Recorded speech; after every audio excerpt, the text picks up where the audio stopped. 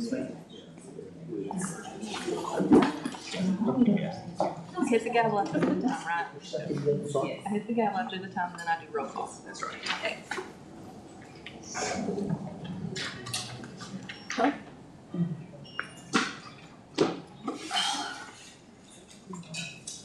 We are recording.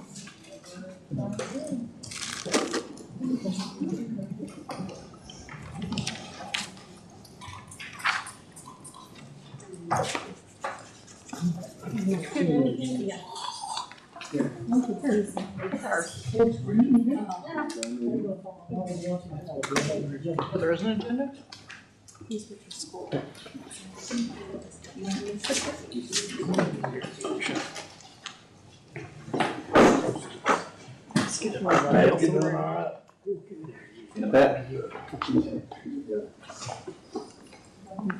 You're ready. All right, time is 6 p.m. Roll call. John Ward here. Matthew Whitten here. Paul Fox here. Cody Cook here. Ashley Blumensaut's here. Everybody stand.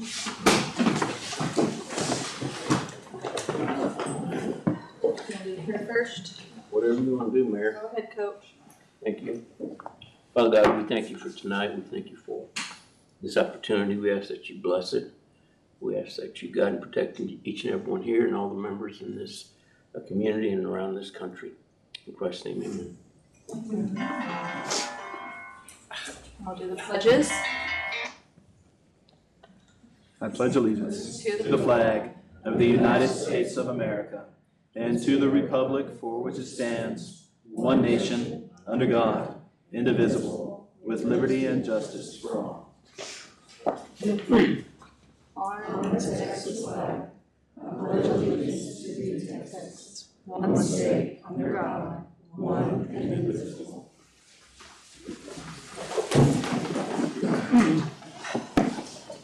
Yep. Good evening, Mayor and Council. Starting out as always, I have some of our important dates up on the screen. This Wednesday is the second ever meeting of the West Fork PUA meeting. It's going to be at the Boyd Council Chamber.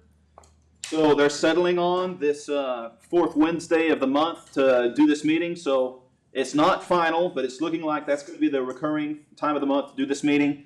It's going to bounce from city to city until the PUA has its own kind of established building. So those of you who would like to attend, please feel free. I will be there.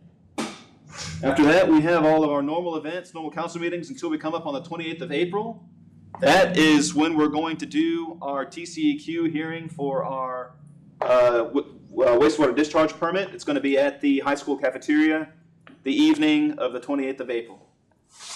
On the 18th of May, we are doing the regular council meeting a week early because the 25th of May is Memorial Day. So please keep all that in mind.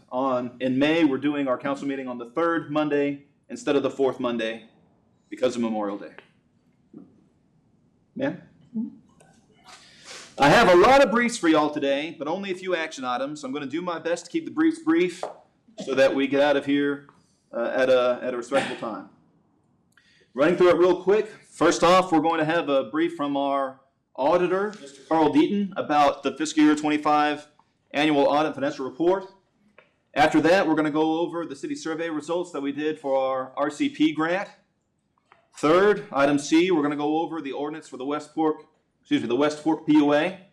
Item D is an update that I have for y'all about a possible alteration to our ground storage tank plans.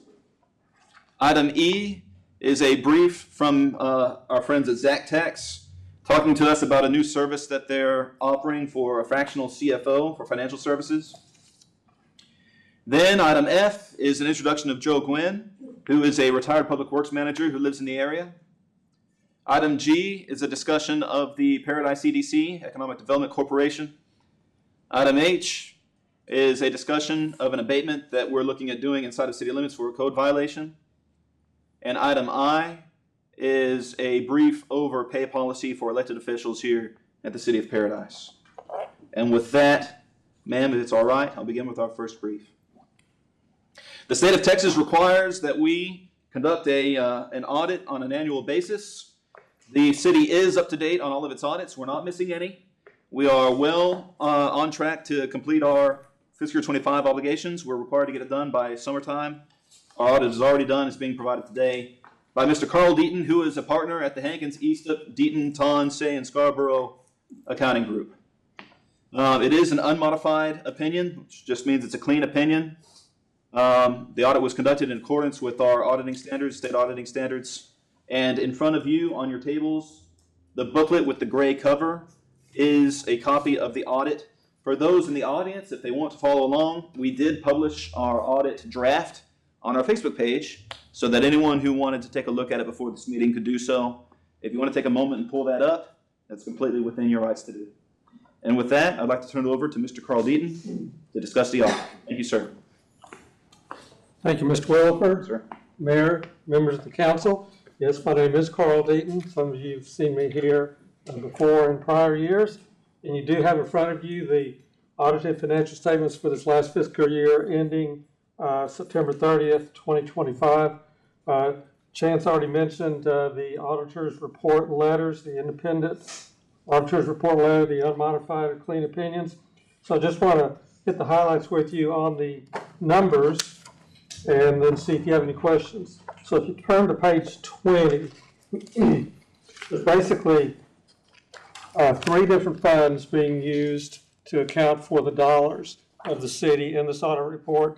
One of those funds is fixing to go away. The middle fund on page 20 is the fund that's been used to account for the CLFRF funds, the COVID-related funds that the state gave to the city a couple of years ago. Those are being spent down.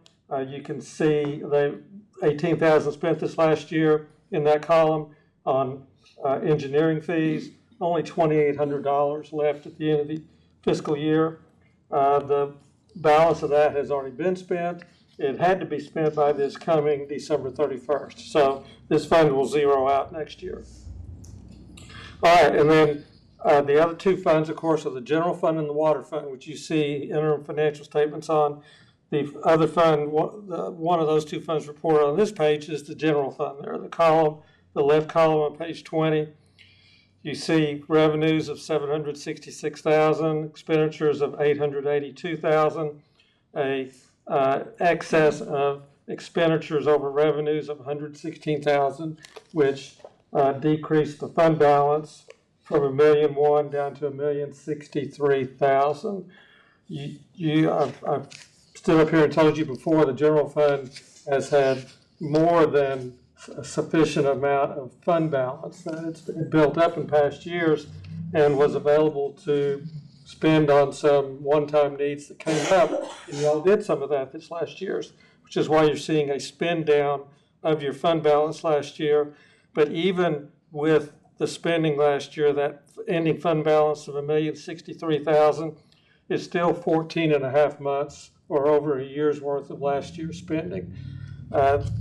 Most cities try to keep a minimum of 3 months of spending reserve in their fund balance. I would always stand up here and tell you 3 months is by far the minimum you need to keep.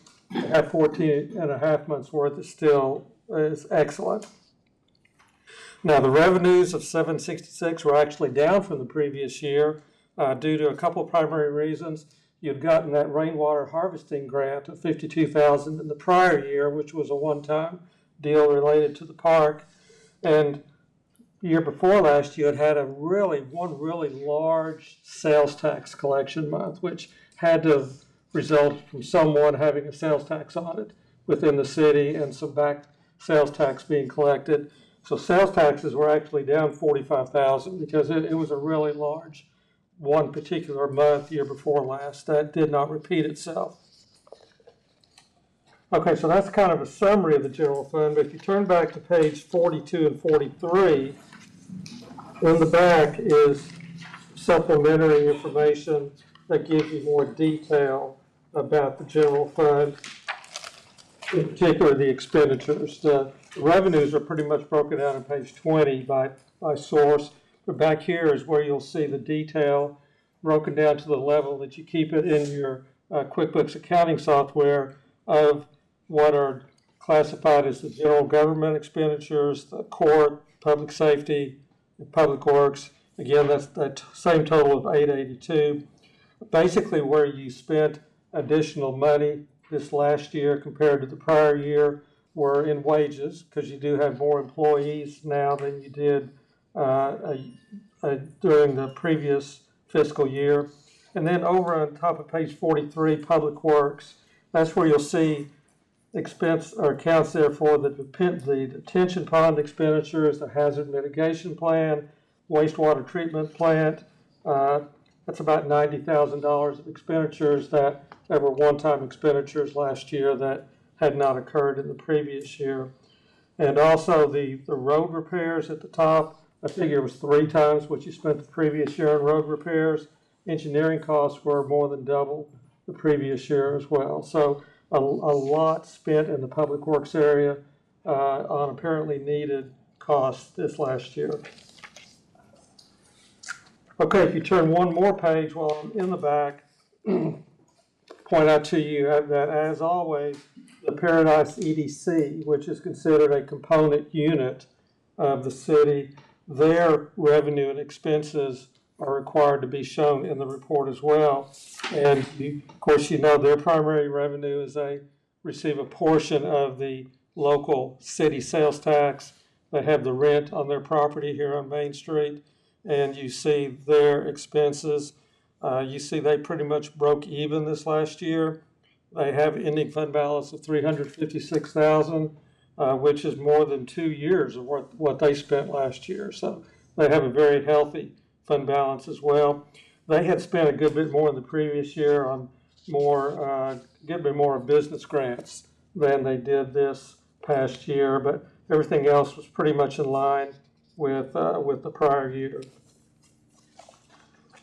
All right, and then if you go back to page 23, that's where you'll find the water fund.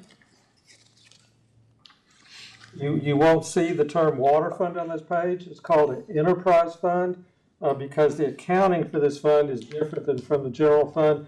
The water fund or an enterprise fund is accounted for like a business enterprise in that it's expected to charge enough for its services in order to cover its costs.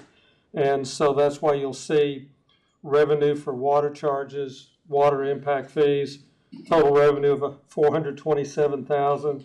That's up about $45,000 from the previous year. And then you see expenses of $316,000, which were actually down from the previous year, primarily because the previous year had a good bit more purchase of I think it was the final purchases of the new meters to trade out old ones, and also had more repairs and maintenance the prior year. So expenses were actually down. Bottom line, you see a change in net position, which is the net income of $118,000. That compared to a $50,000 net income the year before. In this fund, since it's accounted for differently, it's not called fund balance at the bottom, it's called net position. That net position looks fairly high of $1.2 million, but if you go over to the facing page, page 22, which shows the assets and the liabilities of the water fund, at the very bottom you see that same total net position, and in this fund, fixed assets are recorded. So that net investment in capital assets is basically the part of that $1.2 million that's tied up in your infrastructure costs in this fund. And then the water impact fees you've collected in the past that have not been spent are shown as restricted funds. So this unrestricted net position of $384,000, that's more in line with what the fund balance number represents over in the other fund. And coincidentally, that 384 is 14 and a half months of what this fund spent last year. So you basically have a 14 and a half months worth spending reserve in both your general fund and your water fund at the end of the year, which again, both of those are excellent amounts to have. Okay, then just a couple more things I want to point out in the report, and I'll see if you have any questions. The middle part of the report are 15 to 20 pages worth of footnote disclosures. On bottom of page 32, I'll just point out that there is a page-long footnote that talks about your cash and investments, that you're collateralized at the bank, secured at the bank, addresses risk. But the bottom of 32 is a disclosure that you had over $1.1 million invested in CDs, earning interest this past year, out of about $1.6 million total cash that the city had at the end of the year. And then page 34, not 34, 36, excuse me. So while the city has no long-term debt, of course, the EDC has a loan on their property here on Main Street. Top half of page 36 will disclose to you what they still owe on that loan. They're paying that down about a clip of about $10,000 principal per year, still owe $100,000 at the end of the year. That schedule shows that they've basically got 8 years left before their building here on Main Street will be debt-free. And while the city does not have any long-term debt, I'm sure most of you know you've got the relationship with GTUA, the Greater Texoma Utility Authority. The rest of page 36, most of 37 is a footnote that describes that relationship. I'm sure you remember you've used them in the past, GTUA, and their sources to obtain two different times you obtained financing for water infrastructure projects. And while those borrowings they did are not considered city debt, you have a written contract to make the debt service payments on that debt with GTUA. And so what you see in the middle of page 37 are what that paragraph calls your contractual commitments, basically the cash flow that's going to be required out of the water fund the next, 24 years in order to pay off the debt that is outstanding, the debt amounts, and the narrative that's in this footnote disclosure will tell you how much those balances are. Okay, basically it's a very healthy report. Again, 14 and a half months worth of spending reserved in both your general fund and your water fund. The EDC typically does not spend money as much as what they bring in, and they built up 2 years worth of reserve. So really all of those funds have a little extra cushion in them over and above what I think you would need to have as a minimum. So if you got any questions about any of that, I'd be happy to try to answer them.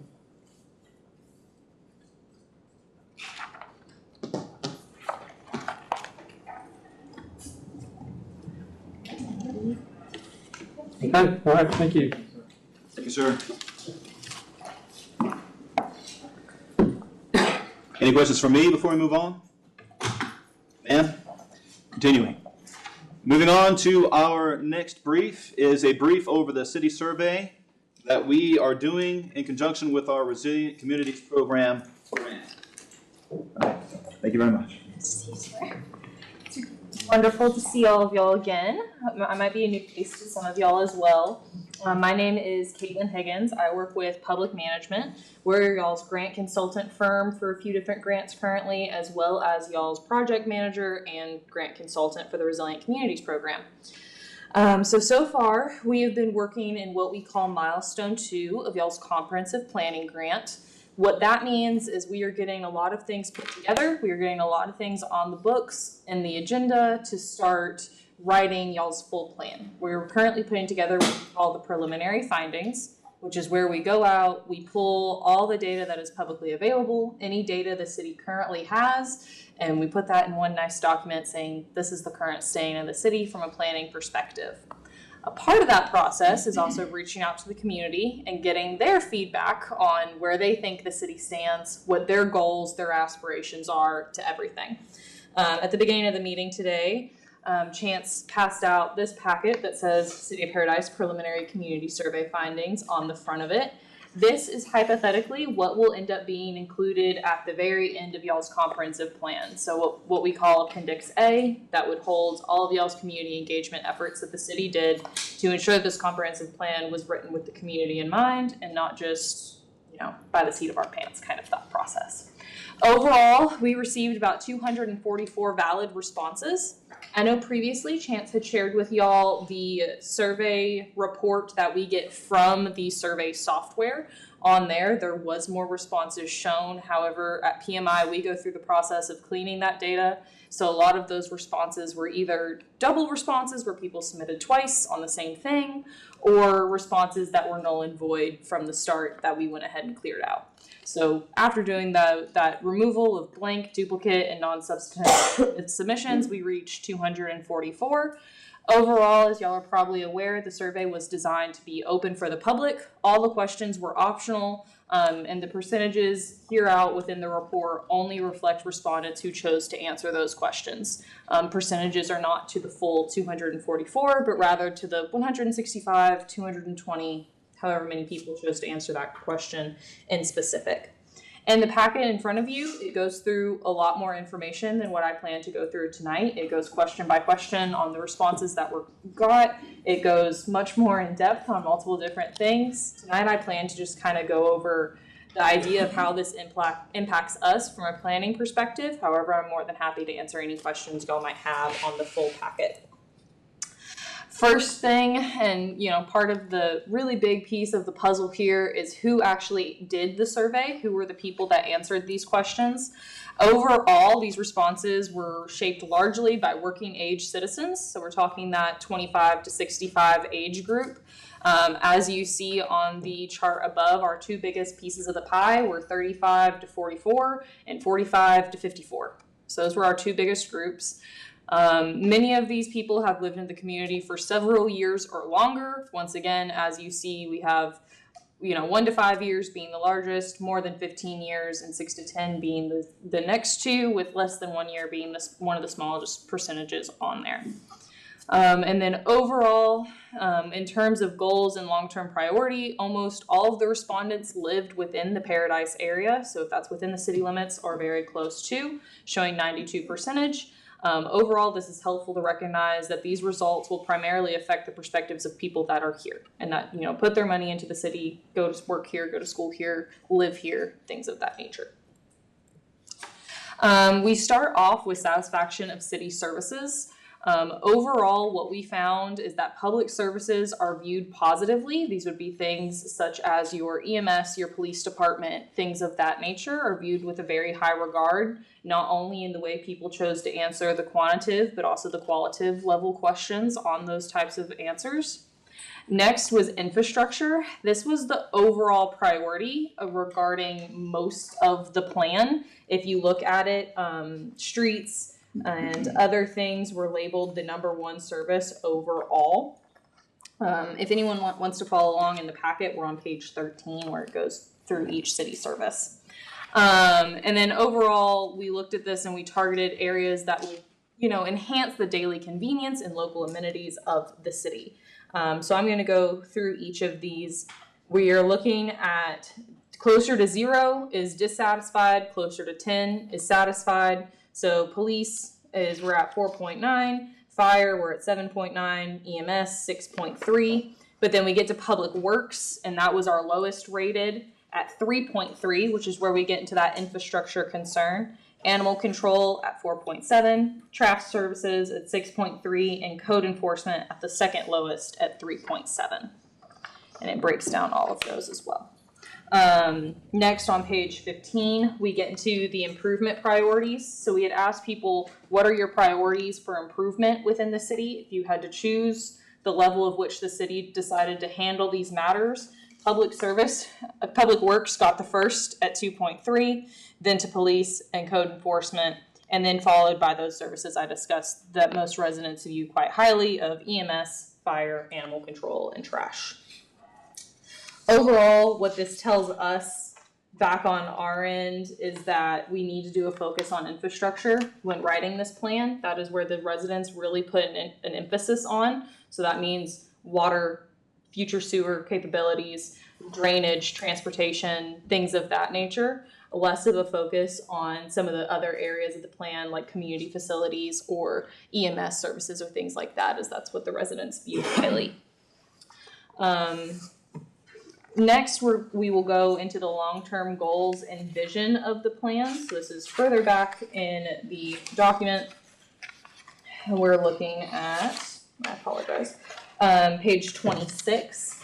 This was one of the last questions on the survey where we kind of told them, hey, here's 10 options that most cities use as their goals and objectives when writing a comprehensive plan. How would you rank these? And once again, infrastructure, public works ranked at the very top. So that would be resilient infrastructure. The next item that was ranked highly was sustainable economic development. So looking at growth within the city, how we can better, our economic forces here within. And then next is efficient city expansion, and then quality housing in neighborhoods. Overall, these kind of tell us the story of we need to make sure our infrastructure is in place. We need to be able to bring in economic development, but in a space that fits the city of Paradise. That was a very large concern with a lot of the open text responses throughout this survey, was they do not want economic development in the big city terms. They want economic development meaning a better grocery store, or maybe one extra thing to do, an extra food place to be, nothing of extreme grandeur. Then we go into efficient city expansion. As we know, with y'all's location in the county and other things going on right now, expansion could be on the horizons, and a lot of people took that as something that needed to be considered. That if you can't control it, we at least need to control it with plans and being smart with what choices are coming, instead of just letting it take over the city like it has with some other cities within the area. And then lastly, quality housing in neighborhoods. That got back into that code enforcement suggestion I said earlier, where code enforcement was the second lowest ranked on the needs and priorities. Overall, we had multiple open text responses at the end of the survey in which residents were allowed to give opinions on what they think needs improvement, what they think they have concerns upon, and then how they visioned the city in the next 10 to 20 years. There is many more responses than what you see here. You can see a lot of those responses on the survey report that Chance has shared with you previously, and that is located on the city website. But overall, most residents frequently requested infrastructure spares, as I've already noted, expanded grocery and dining options, again, as I noted through that economic development point that they were pointing out, and then other things such as improved parks and just clearer communication. One thing I will note, clear communication is something I see on every city community survey, so do not take that as a hit to yourselves. It is just an issue across the board, no matter who you are or how good you are at communicating. And then on the concern side, like I mentioned, concerns on road conditions, inconsistent code enforcement, limited amenities, and growth that might threaten Paradise's small town character. I know that was a lot that I just gave y'all, and I know there's a very large packet in front of you, but the way that PMI is coming out of this survey is through these three main items. Number one, targeted growth is supported if managed carefully.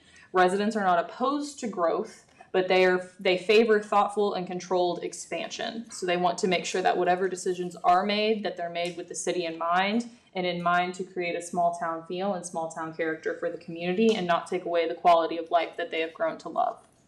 Next is infrastructure is the number one priority. Overall, residents identified infrastructure reliability as the city's top concern, with public works receiving the lowest satisfaction, as I've mentioned multiple times. This is something that we will keep in mind on our end as we are writing this plan, ensuring we are working towards those goals. I know the city is already working with PMI on our grant side to already work on some of this stuff, so we will continue to provide opportunities and things like that to help reach this goal. And then lastly, EMS is a strength, but operations need attention. Fire, EMS, and traffic services received a strong satisfaction, but code enforcement, maintenance, and day-to-day operational functions received a more directly impact the daily enhancements of the city, and those received a more negative lookout. Overall, we took the community survey as a very good input on what the city is looking at and what is going on. From our reference, y'all received quite a good response rate, even though we only saw around 244 responses. Overall, compared to cities, that's actually very good. We typically hope for a 5 to 8% response rate in most communities. So 244 for y'all size community fits within that and is quite healthy.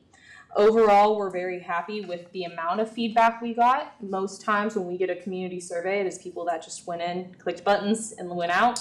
A lot of y'all's responses, if not all, were very thoughtful, in which we could tell they took time, both from the aspect of the length of the open-ended responses that we got, but also the amount of time people took on submitting their submission. I feel like we got good feedback and able to guide this plan in a direction that the residents view. We will take this feedback and it'll be combined with city received feedback. So what we get from city staff, it'll be combined with feedback we get from yourself, the council, as well as feedback that we get from the consultants, both our end and from the consultants we've brought in. And that'll end up shaping what we see this plan to look like.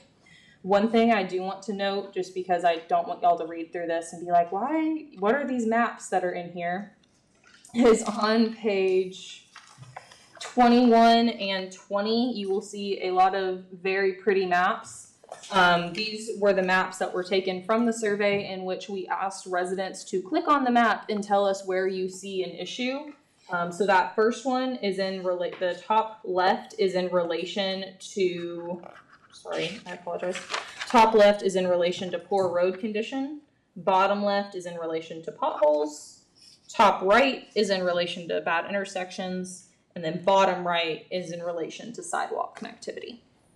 So just so y'all are aware, that's where all those pretty maps came from. They are not just inserted in there haphazardly. Before I move forward with my discussion, do y'all have any questions? I know this is a long document and y'all only got it before our meeting today.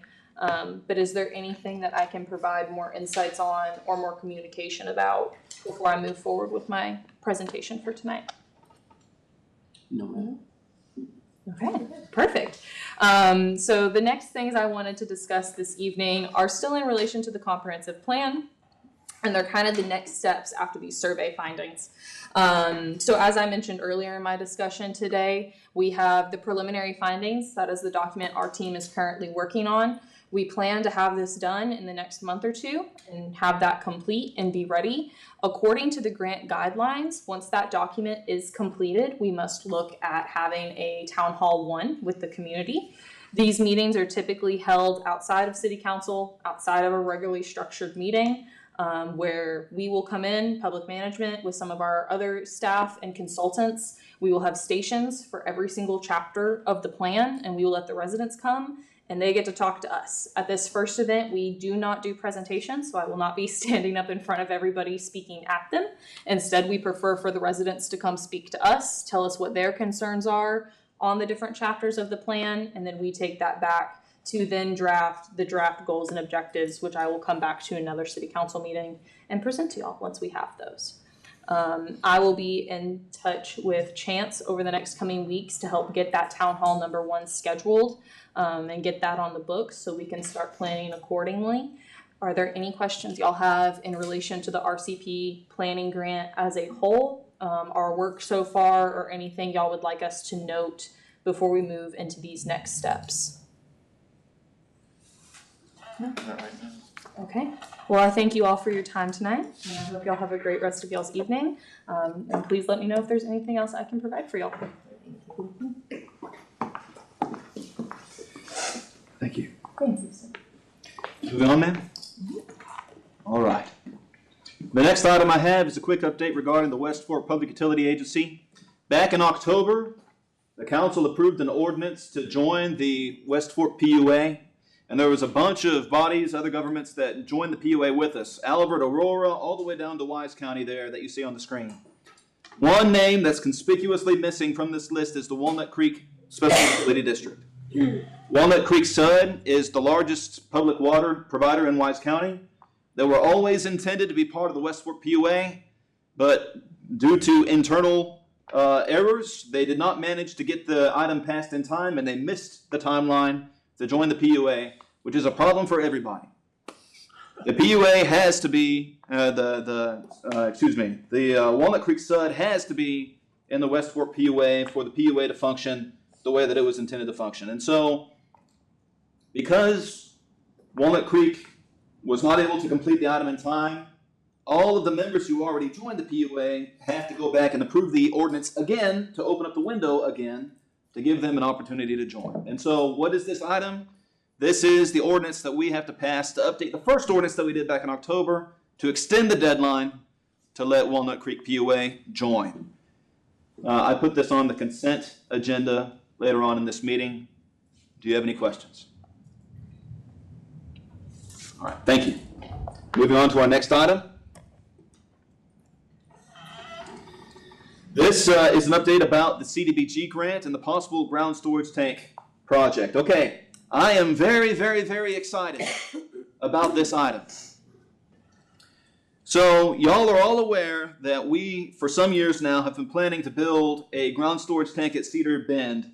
And we applied for a USDA grant to fund that project. We were denied for the grant.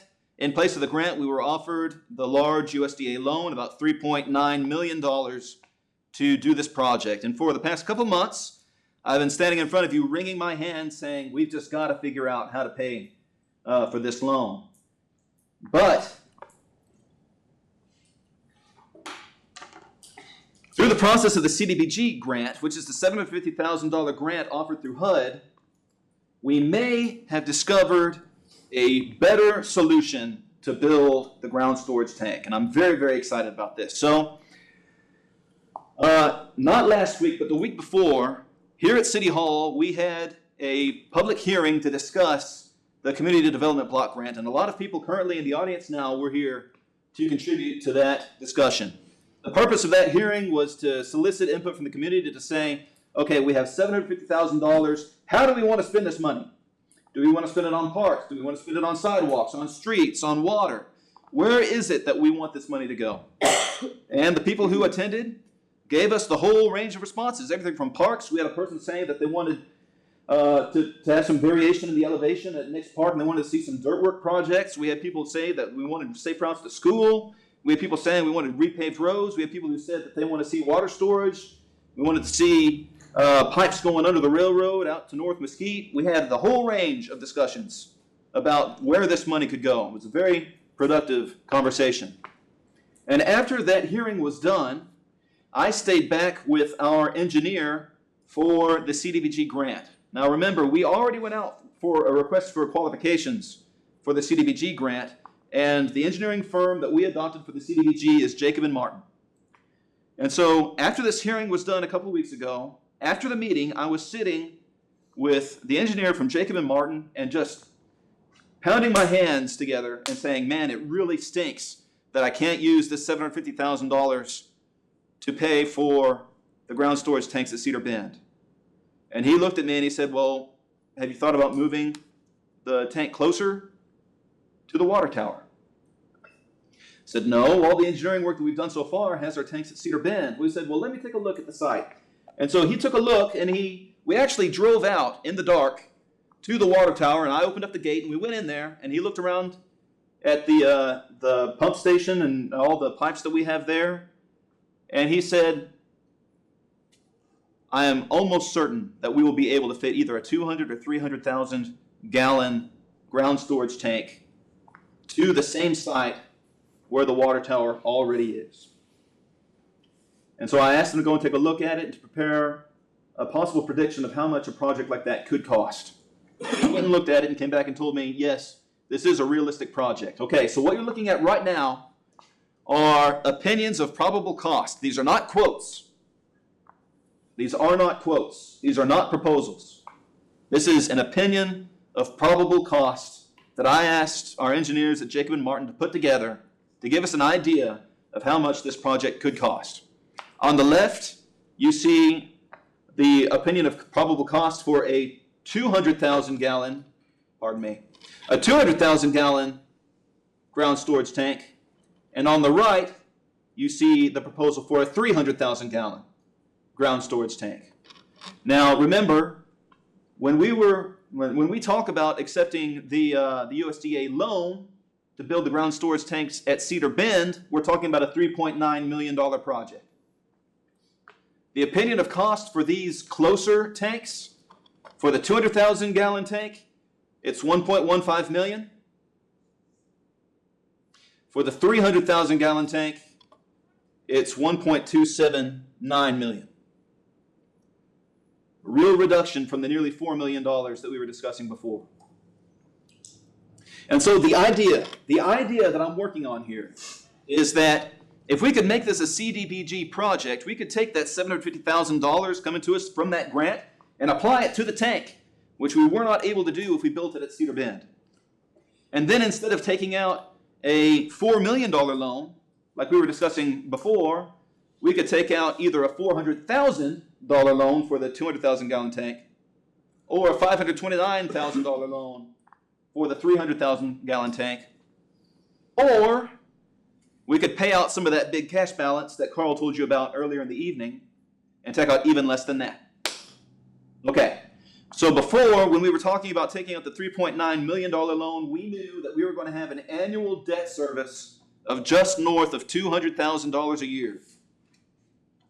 And just last meeting, y'all tasked me to go and come up with a budget that would incorporate that $200,000 annual debt service. But if we can make this work instead, rather than a $200,000 annual debt service, we are looking at something between $18,000 and $25,000 a year. Even less if y'all decide to pay a larger amount up front in cash. And so, I do not have the authority to pull the trigger on this myself. I'm looking for guidance from council. My recommendation, my staff recommendation, is that y'all empower me to explore this option and take action as needed to make this a reality. If we are able to work this out, I would approach y'all in the coming months with an amended letter of conditions to the USDA to reduce the amount of money that we would draw from that loan offer. So rather than taking the $4 million, $3.9 million, I would need your approval to go back and say, no, we only want 400. We only want 529. If that makes sense. And so I'm going to pause now and listen to any guidance that the council has for me. Is this something that y'all are interested in exploring? There's still plenty of room to work over there on that tank? Yes, sir. There's room within the fence. We may have to change where the barn door is. At the very worst case scenario, we may even have to take down the barn. But that would be still a huge cost savings over building it 400 feet to the south.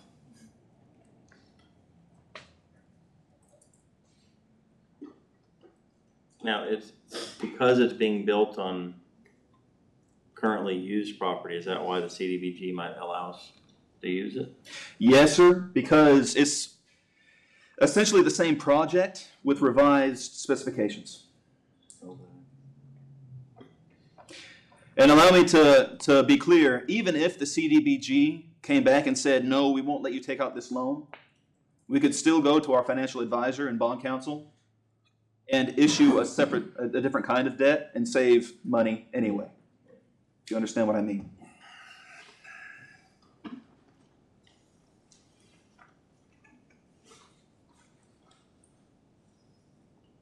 So is this something that y'all are interested in me exploring? Yes. Okay. The feedback that I'm receiving from council is y'all want to hear more about this in the coming months. And you want me to work on it. Is that correct? Yes, sir. Okay. Yeah, Chance, do you have any kind of idea if there's a timeline or when we have to have another tank to clean up or whatever it is, the maintenance that has to be done on the one that's there? I mean, do we know? Or do we just know that it hasn't been done in a long time and we need to do something? We have our elevated storage tank inspected every year. Our most recent inspection was clean with some concerns. They don't put a timeline on the concerns. The interior of the tank needs to be relined. Our water is clean. I don't want to give the impression that anything's wrong with it. The safest number that I can assign to it is about 5 years. That we're going to need to get in there and make some, not renovations, but Any cash that we put towards this project, does it have to come from the water fund or the general fund? Where does it come from? So we would need to build a budget that accommodated the cost. The majority of it would need to come out of the water fund. There may be an option to transfer from the general fund, but that's something I would need to be careful about before I recommended it to you. Right. Yes, sir. Okay. But even so, this is a much more realistic debt amount than what we've been discussing in the past. Yeah, I'd like to see, the numbers and just see what's going on. Yes, sir. Okay. All right. Mayor, the feedback I'm receiving from council is that y'all want me to move forward with this idea and see if it can be made into reality. Am I understanding that correctly? Yeah. All right. Do I have any questions about this item before we move on?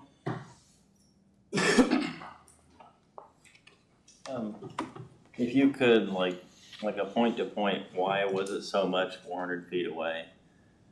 I understand that there's installing infrastructure and running power and all that stuff over there, but if you could lay it out so that we see why the price was so high and why is it so low now? Yes, sir.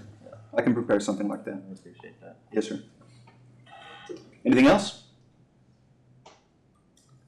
No. Ma'am? Moving on. All right, with that, we're going to move on to our next item, which is a discussion of the CFO services being offered by Zach Tax. And I'll turn it over to Mr. Robert Hanna. Thank you, sir. Thanks, James. Good evening, Mayor and Council. My name is Robert Hanna. I am a retired city manager of the city of Abilene. It's about 25 years in the profession. I now work for Zach Tax and the president of strategic services for them. And we are here to talk about Zach Finance, which is a fractional CFO service that we offer. We are a team of former government executives, 2 or 3 different city managers, 2 or 3 different CFOs, CPAs, planners. What our goal is to help cities make better financial decisions and to save cash, right? Being public employees who feel pretty strongly about providing value-added services for local government, and it's just something that we have decided to start business on. Our advantage is that we give cities access to certified government finance officers. They may not otherwise be able to afford that level of expertise and service. And it really is just like having a team of financial officers in your back pocket for a fairly low monthly fee, which we'll get to in just a second. We do work remotely. We will be here if necessary, but most of our work is handled remotely with your staff. These are some of the services that we do: bank check reconciliation, financial reporting and dashboards, help with audit, annual audit preparation. We don't do the audits. We work with your CPAs closely to do that. Account receivable and payable, budget financial consulting, general ledger reconciliation, internal cost control assistance. We help with policies if necessary along with your auditors. Pooled cash conversions into year adjustments. We have experience with FundView, which is a ERP software that manages payroll and accounts payable, accounts receivable, those sorts of things. Same with Encode, Tyler Encode. Also QuickBooks. We also do short-term and ongoing engagement. So if there's something that is identified through our standard work that may be outside of the scope, we'll talk about that. And if you want us to engage for that, we can do that as well. In general, we offer short-term support. We help backlog. If there's a backlog of problems, what we often find is like with check reconciliation, right? It's something that gets put on the back burner. Well, you can't do your audit unless you have your trial balance, and you can't have a trial balance until your check reconciliations are complete. And the way they do property taxes now with the laws that were passed last session, you don't have it done, you don't get it up to tax rate. It can be difficult for you. We help with consulting projects, like I said, ongoing staffing, and we do skill set coverage. And so what we are finding in smaller jurisdictions is they can't necessarily afford a CFO, right? They can't afford necessarily to have an on-staff CPA. Sometimes they don't need that level of financial expertise. We are there in the background to help out when those types of questions come up. For a community the size of Paradise, we're looking at providing the following services. We bank reconciliation, audit prep and work papers, budget preparation and fiscal planning. That runs $1,500 per month. It's a subscription-based service. You use us for as long as you want to. When you don't need us anymore, turn us off, and we're here to help you if you need us again. Our goal is not to enter into multi-year long-term contracts that tie you down. We simply want to help where help is needed. Doug Martella is our CEO of Virtual Finance Corporation, the portion of ZAC Tax that does this. He's also the company's CFO, and he has a team of financial folks that work with him to provide those services. Chance, unless council has any questions, that concludes my presentation. Thank you.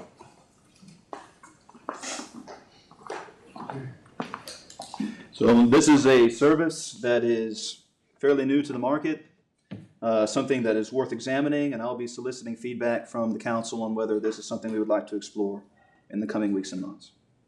Any questions for me before we move on? All right.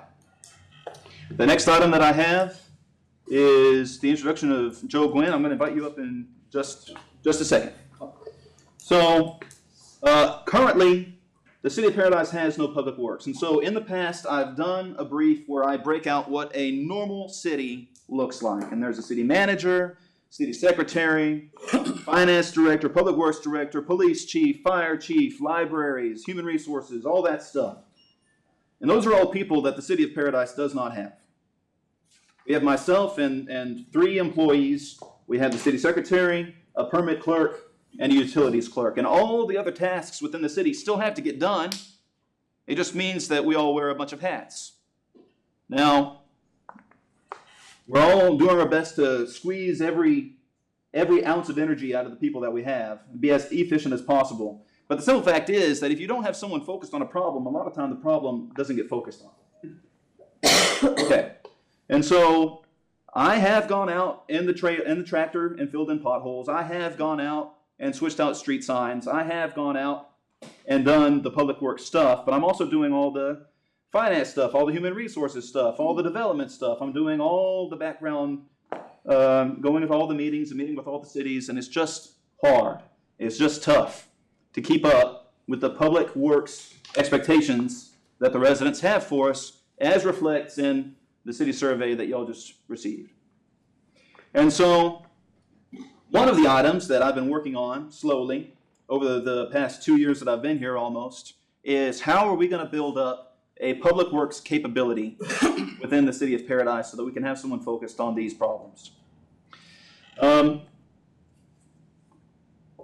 Recently, Mr.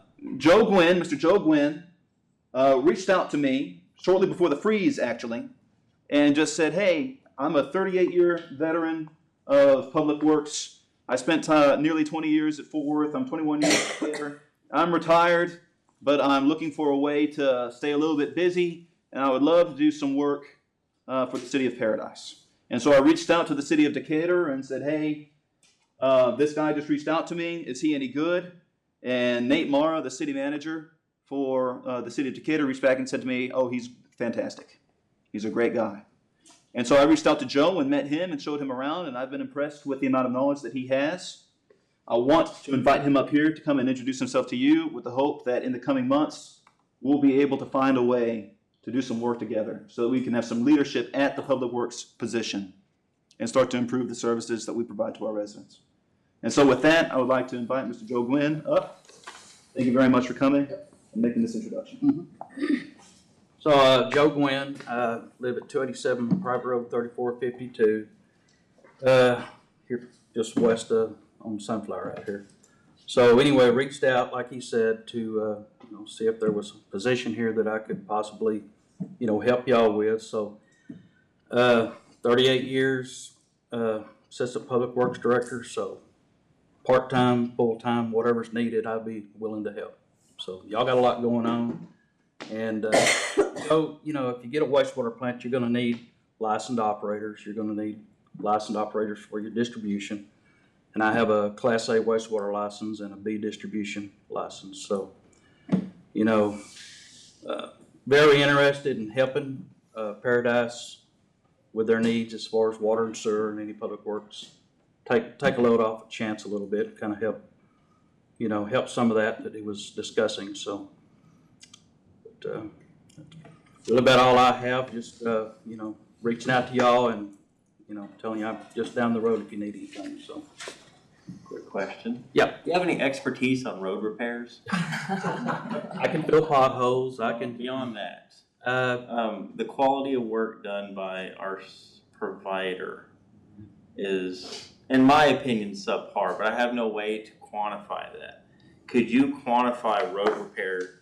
that is not a strong point for me. Okay, but do you Water have, and sewer is the biggest. but is there some subset of a group of people that you could call on that? Yeah, so right now, if there's a problem with the street, Yeah. I pick up the phone and call the people I know. Yeah. And then if we have someone who's spent their career in public works, the people he knows are gonna be better Mhm. than the people I know. And those connections matter. Because we do get repairs here, but sometimes they're shoddy. Yeah. In my opinion. I understand, yeah. Quality control guy, huh? That's what we need. Well, if, you know, if whoever we call somebody, I mean, I could be out on the job site to make sure it's getting done. That would be. You know, at least somebody would be there to make sure, so. Anyway, so that's really, as far as me, that's all I've got is, you know, if you have any questions or whatever. Thank you. Thank you. Thank you. Ma'am, moving on. All right, here's a brief about the administration operations of the Paradise EDC.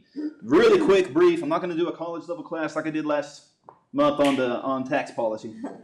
But real quick, what is an EDC? The state of Texas allows municipalities to form an economic development corporation, which is a really interesting kind of hybrid organization.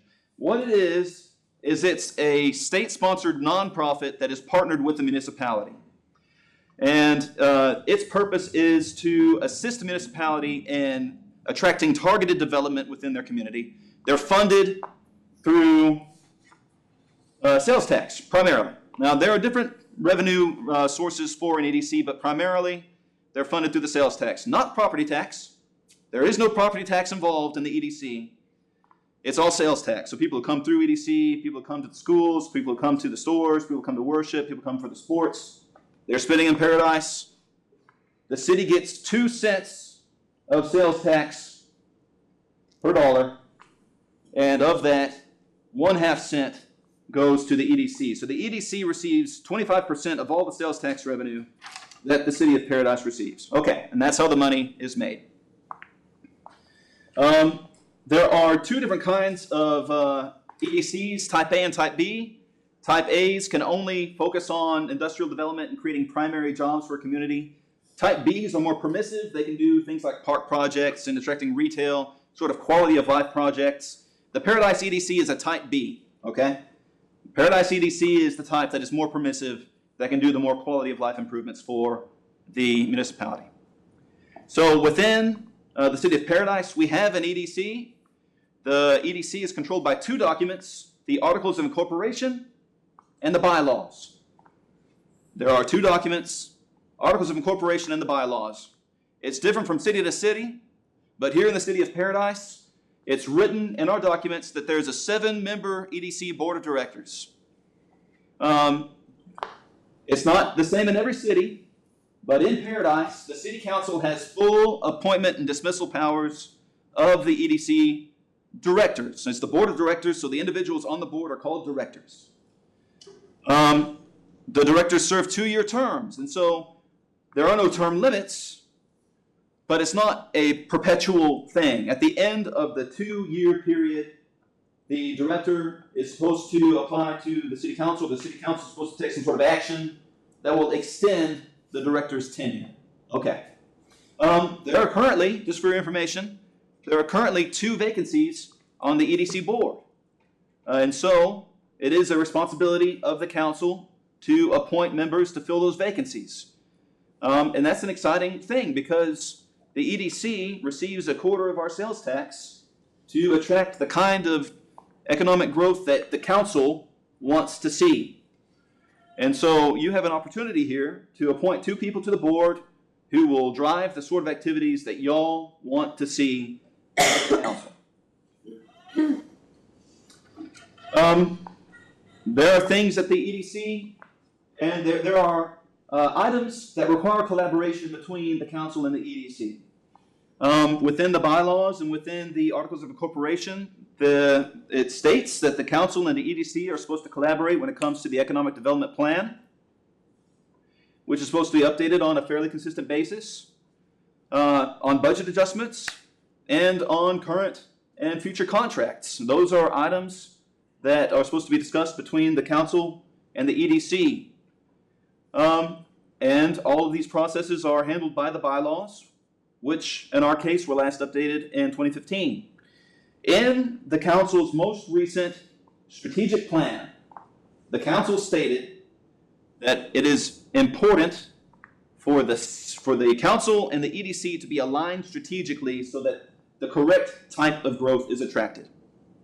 And so with these vacancies on the EDC and with these opportunities to update a few of our policies and internal plans, there is an opportunity here for the council to execute on that strategic goal and make sure that goals are aligned between the council and the EDC.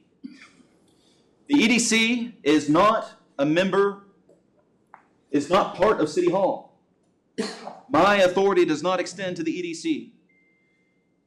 And so I can't give them directions the way that I would the employees here within City Hall.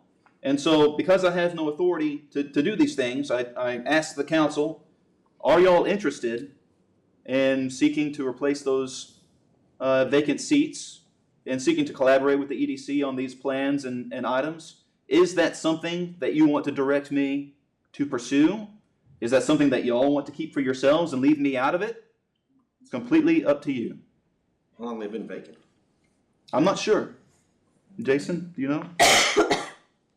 So, the last time we probably had a full board was in 2020. The problem is that we've had since 2020, we've had 11 board members, right? 5 treasurers, 4 secretaries, 3 vice presidents.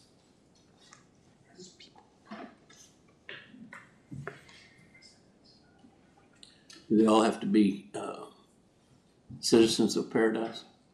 They do not have to be residents.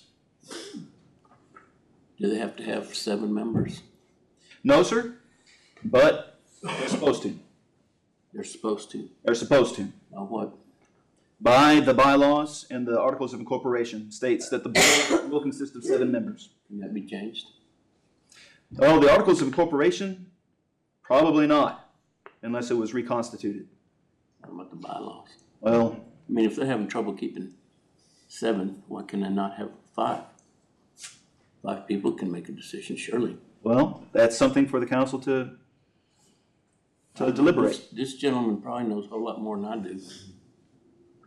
Whether that would work for him or not. He's been on there since 2020, that's 5 years. I've been on the EDC for 12 years. 12 years? Yes. Thank you.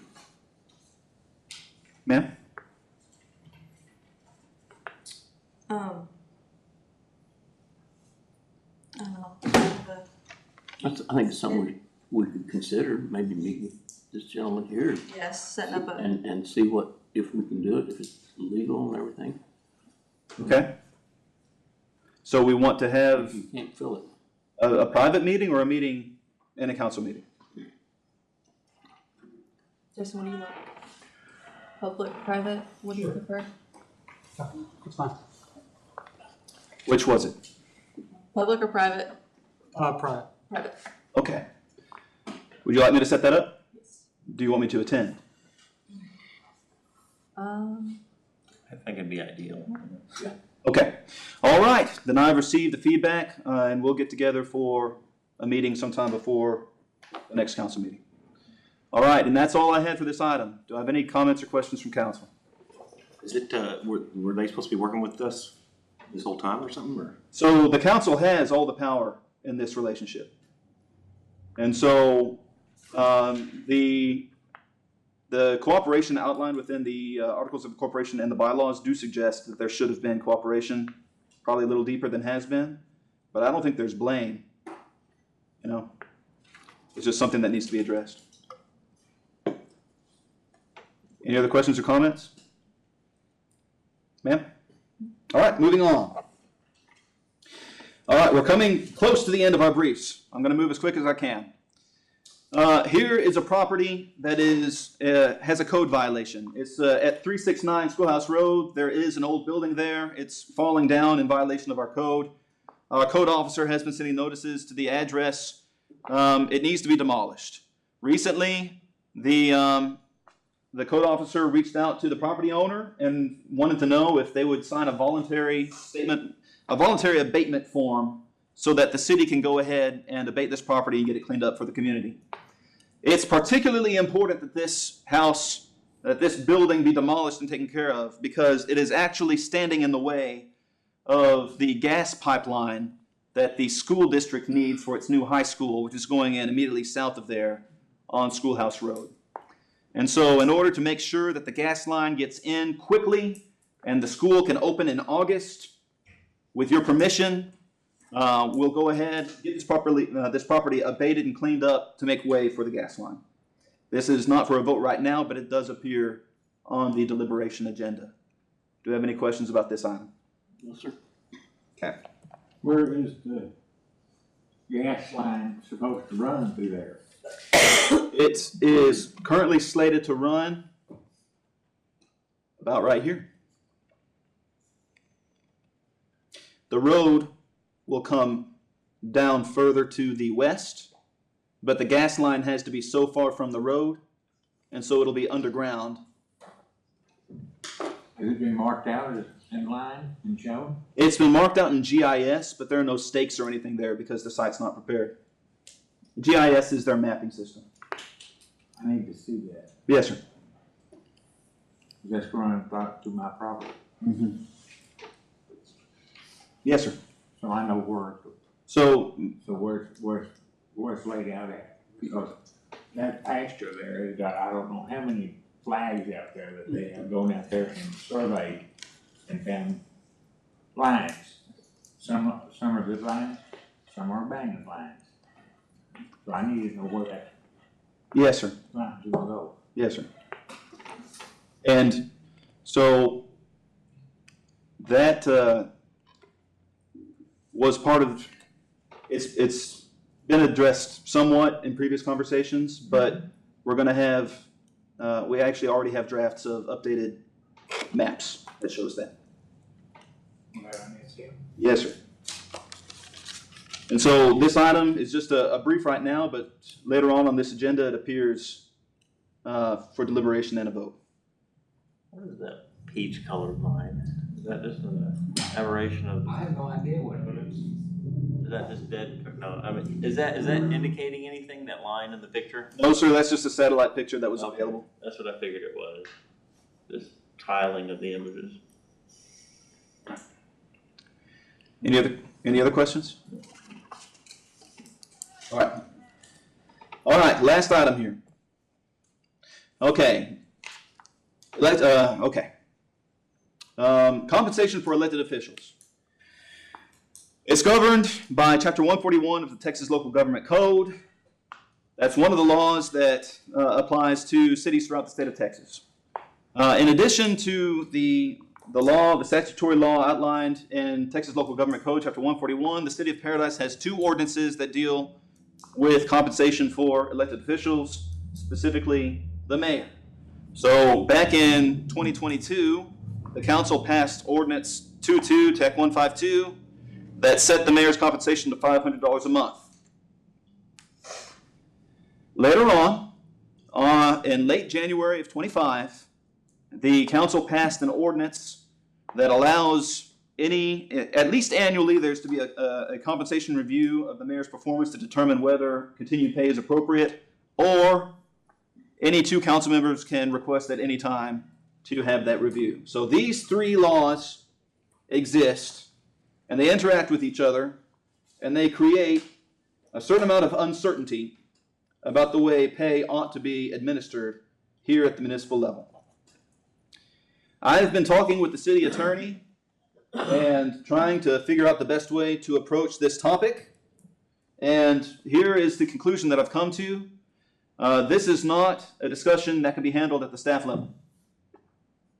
It's outside of my purview as city administrator to have a say in how elected officials get paid. It's just not appropriate for me to have a say in how that works. And so my recommendation to the council is that you as a council appoint one of you, that the council appoints one council member to sit down with the city attorney and look at our ordinances, specifically Ordinance 24-175, and figure out, is this the way we want things to be? Does the ordinance require revision?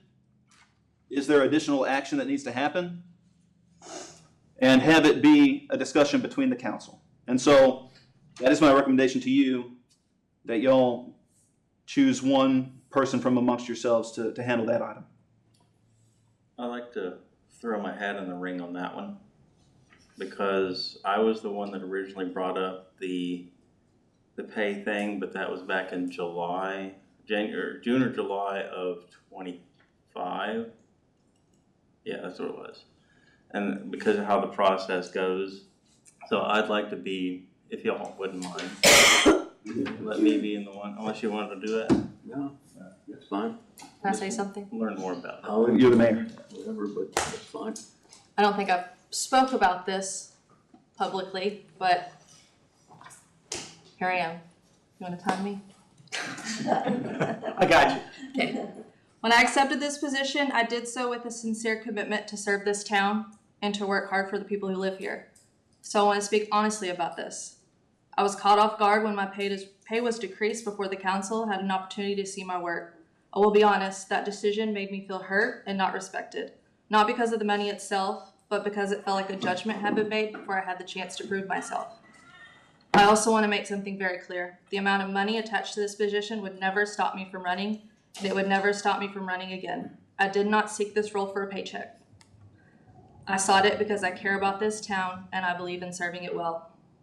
Since taking this position, I have left work early and lost pay without complaint because I understood my responsibility here.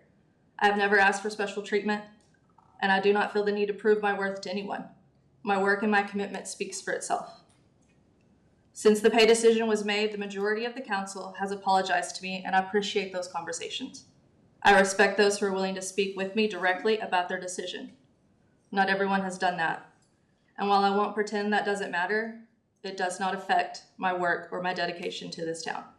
I'm here to serve. I will continue to show up, do my job, and do what I believe is right for this community, regardless of what my paycheck says. My focus remains on moving forward, working together, and doing what's best for our citizens. Thank you. Chance, may I say something?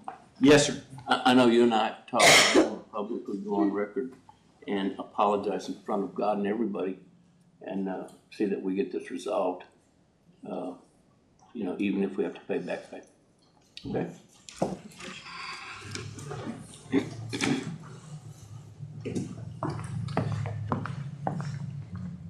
So the feedback that I'm receiving right now is that we want to appoint a council member, maybe the mayor pro tem, to coordinate with the city attorney to determine what the right course of action is on this matter.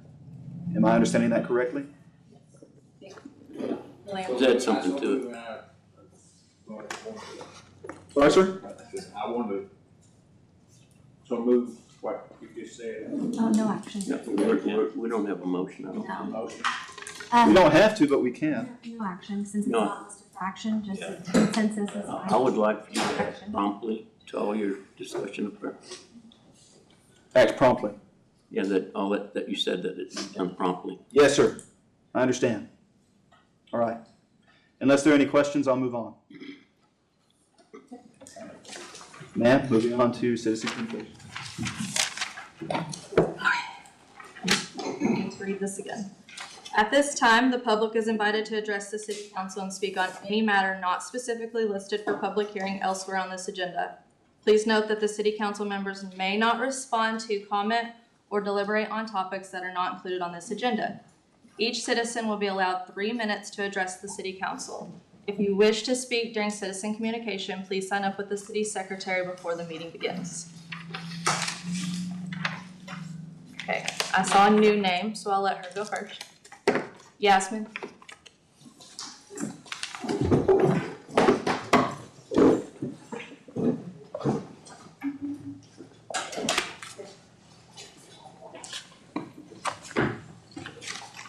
Jasmine Martinez, or Jenkins.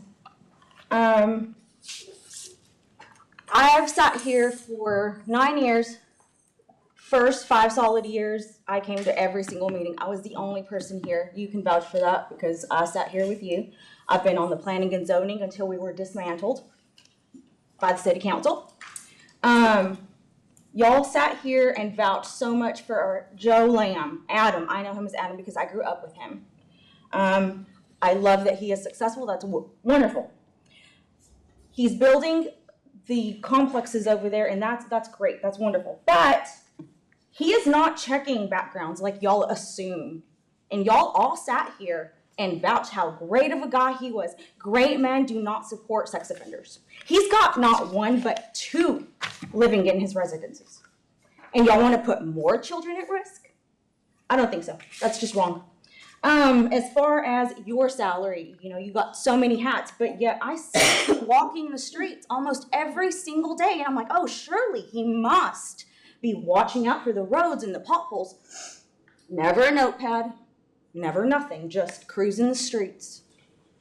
But you want more hats in here? We don't really, I mean, I guess we do have the money, but it needs to be allocated correctly, not just frivolously given away.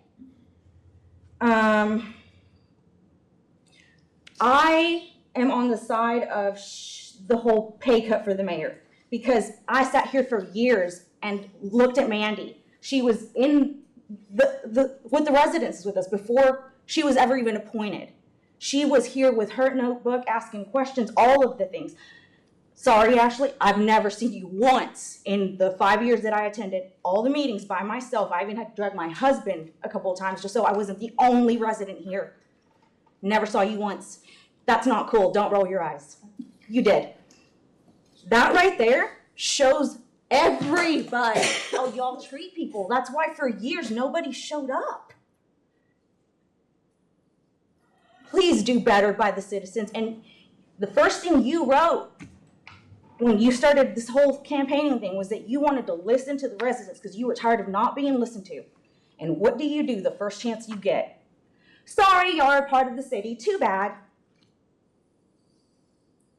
That's pretty ridiculous because you're not listening. Not at all.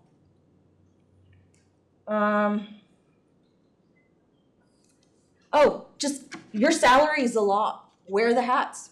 I mean, it's what it is. I've never once seen you changing a sign. Never once seen you filling a pothole. As a matter of fact, we need signs in Paradise because my street's been without signs for 9 years now. Nobody knows where the street is. There's no signs. There's stop signs everywhere, but no street signs. But y'all keep on this dream of more, but we need to fix the little things first. Thank y'all. Lori.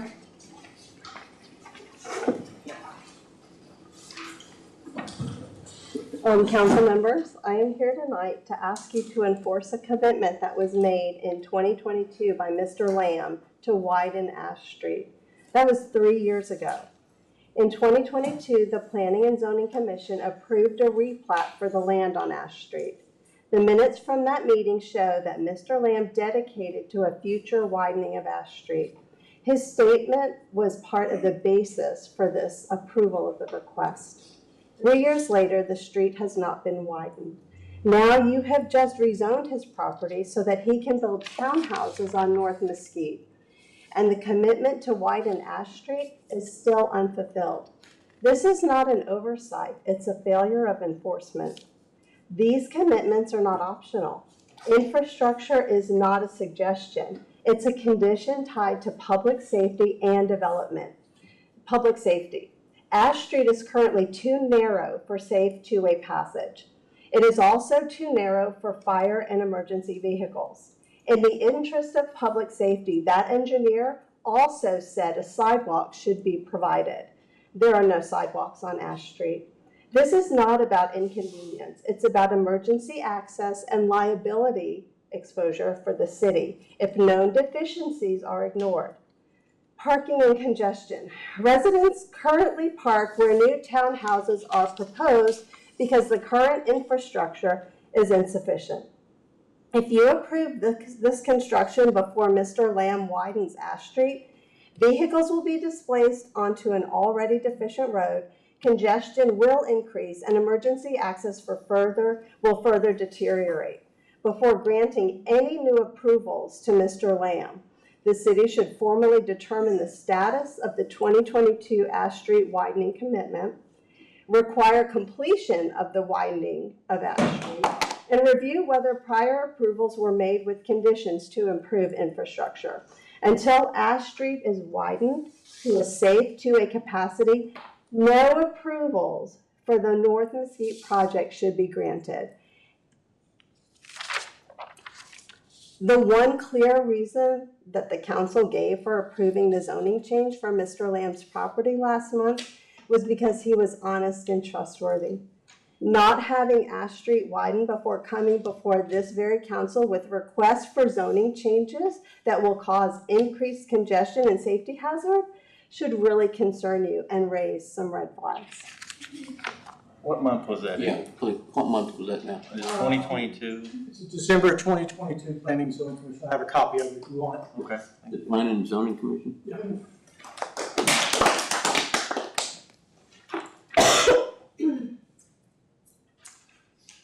Suzanne Jackson?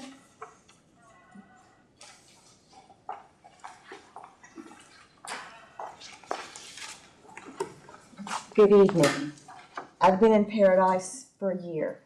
I moved here from Dallas County and I love it. When people ask me where I live now, I live in Paradise. Yes, Paradise, but where? I'm like, that's the name of the town. And it is paradise, trust me. We found our retirement home and we love it. It's been a change for me because I was used to being in the city and now I'm in the country and I have a septic to keep up and there you go. And every year, or last year and this year, we're hearing water restrictions. Last year we heard water restrictions and my husband couldn't water like he wanted to. Here because last week in conversation with friends and neighbors, I heard that at last month's city council, they said that they wanted us to landscape with rock and other things that would not require water because they wanted us to restrict water more this year than last year. And the 29-year-old, or older than that, I lived in it for 29 years, house that I sold to move out here. We went through $10,000 worth of improvements on it for structural because even though we watered, the foundation had to have repairs because evidently the soaker hoses that we had weren't good enough. And I said, moving out here, I'm not going through that again. So if we're supposed to do other things that aren't supposed to be watered, how are we going to prevent that? Why are we being so limited on our water? So, I don't remember any discussion about landscaping at last month's meeting about using xeriscaping, but our water restrictions come from our supplier. It comes from Walnut Creek. So is what they put up tonight for the possibility of changing things going to improve that? They being Walnut Creek? Are you talking about that PUA? Oh, the PUA. So the yeah. That's a new organization that's going to study all the water, what would be the correct word? Well, they're formed to get us greater access to water. Yeah. Kind of how like Dallas has got their various lakes farther out. That's the ultimate goal, that our PUA would create that and also get access to larger systems like Eagle Mountain so that we can pull water. And it would come to the regional area, not just individual cities. But and I guess I'd like to know who you heard the landscaping comment from, because we didn't speak of it here. Okay. Yeah. Okay. I'll go back and look at that council meeting on YouTube myself. I don't know if you hear the whole meeting or not, but they're having a meeting Wednesday. Yes, sir. Yeah. Where's it at? At the Boyd Council Chamber. Yeah. What And that's for council the chamber, PUA. what time?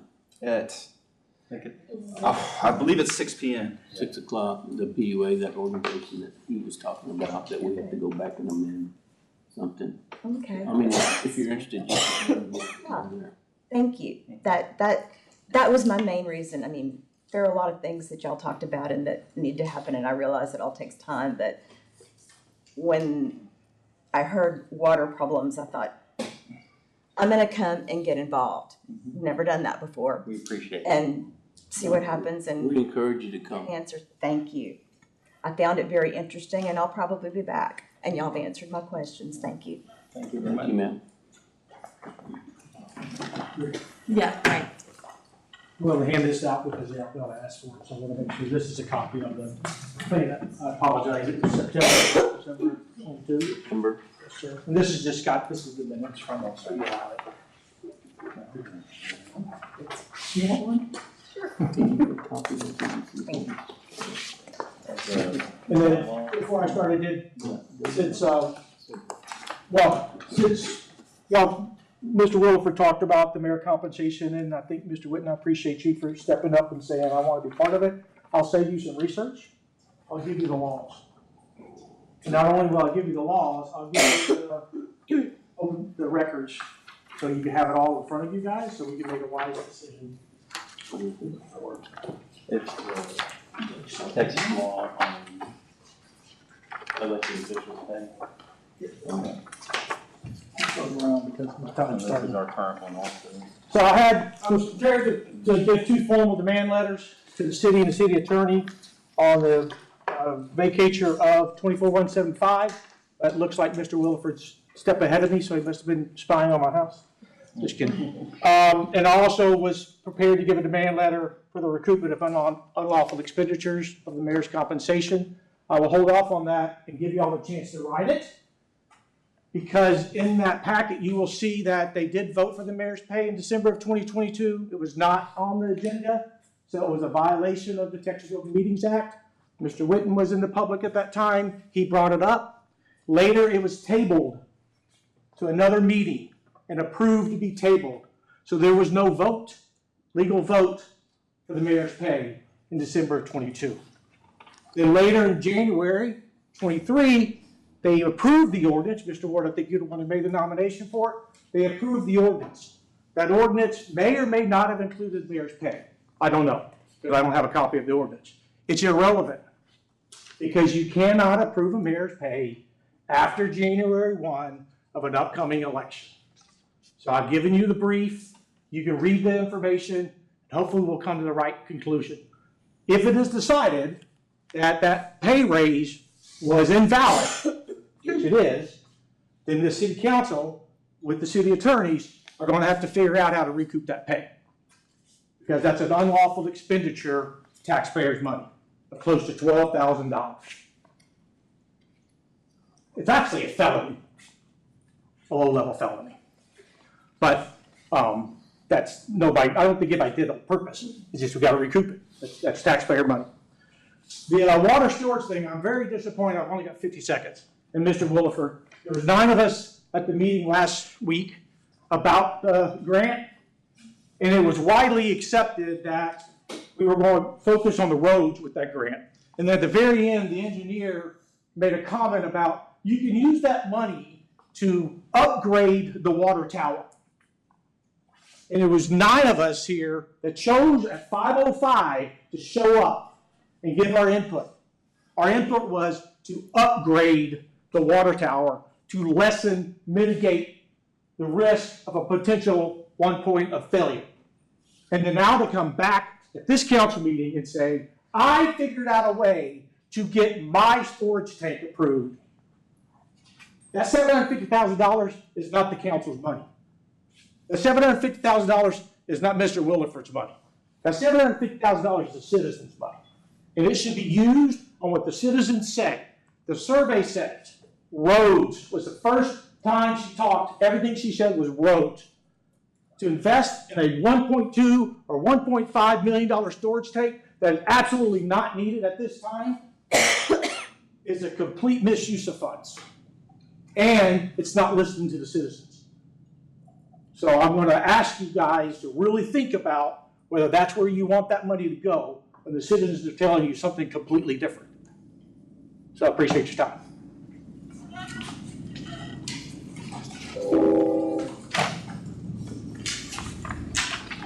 That is all I have. Right now, we can take one more, right? Jennifer Hickman. Thank you, Madam Mayor. Frank, I actually disagree with almost everything you just said. Okay. I love what Chance came up with as far as the water storage idea. We need storage to empty the tank so that we can fix the tank, the above ground one. We gotta put the water somewhere or we're gonna have no water for who knows how long, so. And I think the reason that we went with roads was because the $4 million for the original quote was so far out of reach that I think that's why we were like, we weren't even gonna consider that. But for me personally, I think the water storage, if we can do it for a little over $1 million, I think is an amazing idea personally. So kudos. Can I ask a couple questions about that? So when you were going over the 750,000, using it for that, initially we had to use that money, you said, within 2 years, I think it was, or whatever. Is that still gonna be feasible? Yes, ma'am. Okay. And second of all, do we know for sure that the USDA will give us a small loan at that same rate? So there are two questions there. One question is, will they allow us to take less than $3.9 million? And the answer to that is yes. The second question that you are asking is, will they allow us to shift the scope of our project so much in changing the location of the tank? The answer to that is, I don't know yet. I believe they will. No, I don't think that's, I wasn't asking that. I was more asking, will we still get that low interest rate if we only borrow $500,000? Right. And so the answer to that is, I don't know, but I believe it will, which is why I went to council to ask for permission to explore. Okay. Yes, ma'am. That's all I had. Thank you. Thank you.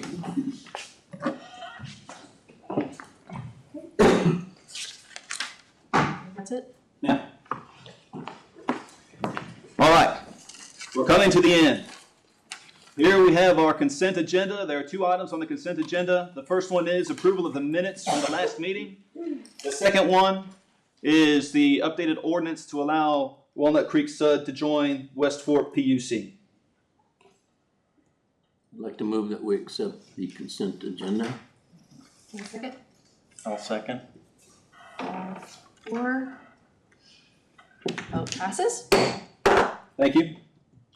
Moving on. Our first deliberation item is consideration of approval and acceptance of the fiscal year 2025 audit and financial report. I'll move we accept the audit report. I'll second that.